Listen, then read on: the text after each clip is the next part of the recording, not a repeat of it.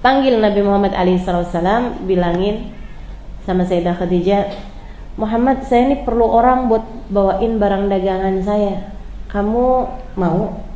Boleh Tuan. Nabi Muhammad usianya kala itu jelang-jelang 25. Sayyidah Khadijahnya berusia 40-an tahun. Nabi Muhammad waktu itu mau kerja. Kenapa? Bukan biar menghalalkanmu, biar saya punya uang untuk menghalalkanmu. Enggak gitu teman-teman.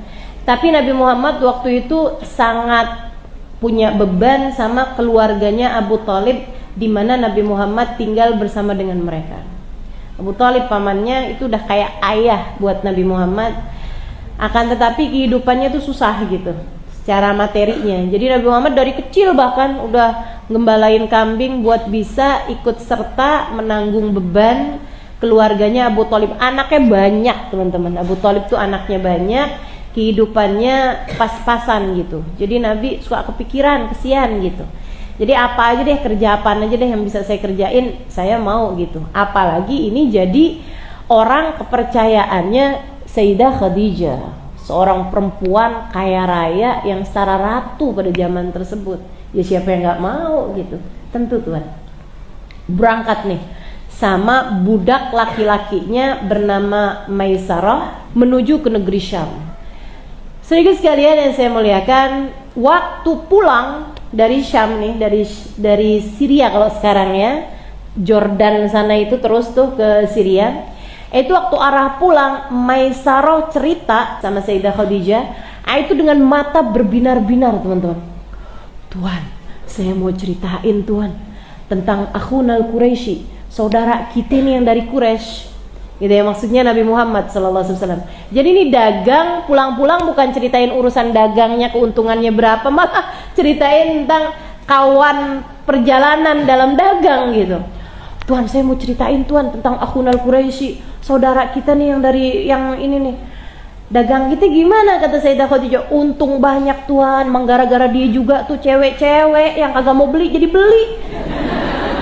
Ngelihat dia yang dagang nih jadi beli.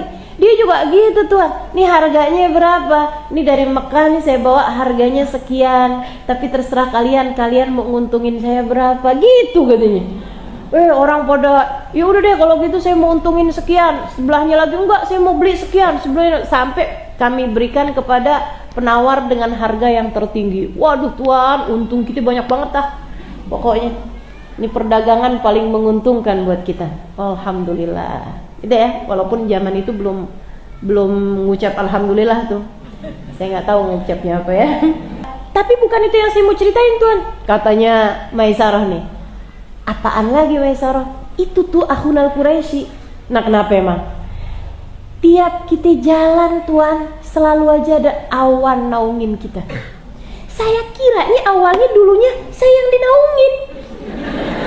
Pas kita pisah berdua, dia yang dinaungin.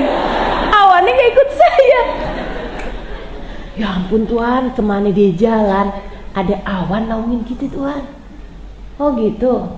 Terus yang lebih aneh lagi nih, pas kita lagi istirahat, dia bilang saat kami sedang beristirahat pada saat kepulangan kami, perjalanan pulang, dia bilang kami berdua pun beristirahat di bawah sebatang pohon.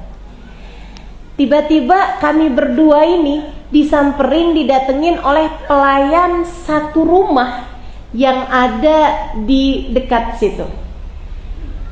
Dia mendatangi kami, jadi itu rumah satu-satunya rumah yang ada di daerah situ.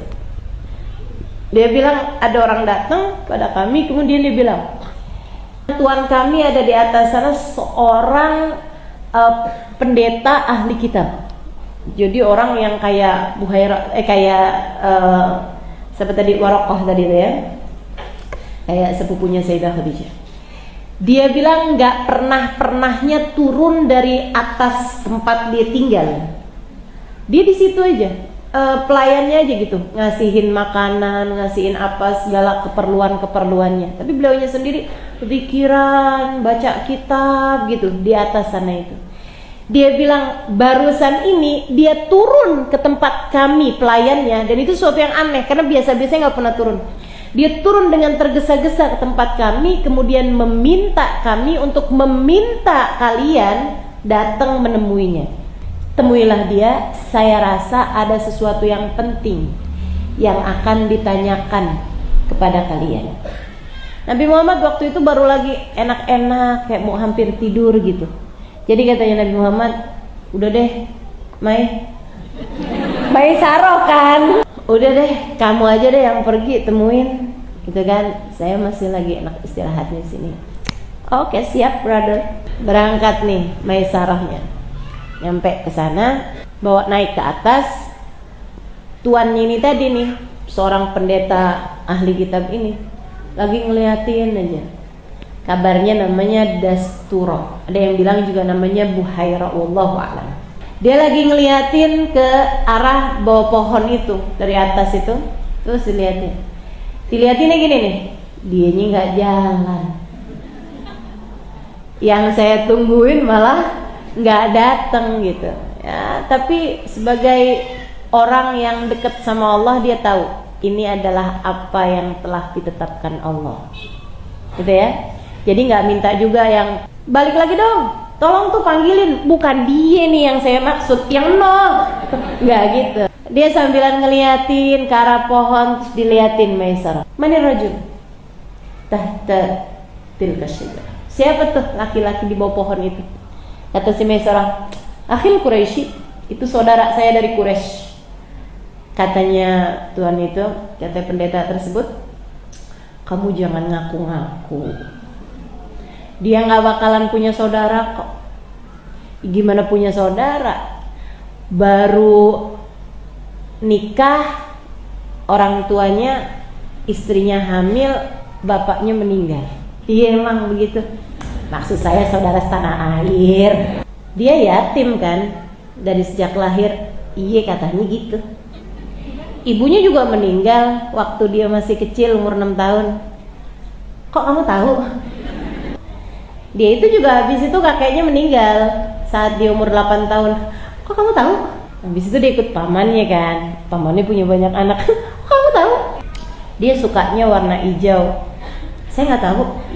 Ada banyak hal-hal yang ternyata bahkan lebih tauan Buhaira atau Dasturo ini dibandingkan sama Maisarah. Habis itu habis cerita panjang tentang Nabi Muhammad, Dasturo sambil melihat ke arah bawah pohon itu, dia bilang, ketahuilah, nak, seseorang yang ada di bawah pohon itu adalah seorang nabi. Pantesan. Turun tuh, agak gimana gitu kan, dekan gitu. Ketemu sama Nabi Muhammad. Apaan Maisarah? Tuhan itu bilang apa? Nggak ada yang penting bro, istirahatnya udah, kita pulang yuk. Udah tuh, jadi nggak cerita sama Nabi Muhammad, jadi nggak cerita. Dia ceritanya udah nggak tahan nih ceritanya sama Sayyidah Khadijah sama tuannya. Jadi tuan, pantesan aja nggak sih? Nabi tuan, Nabi. Iya, Maisarah. Dah tuh pulang Maisarah.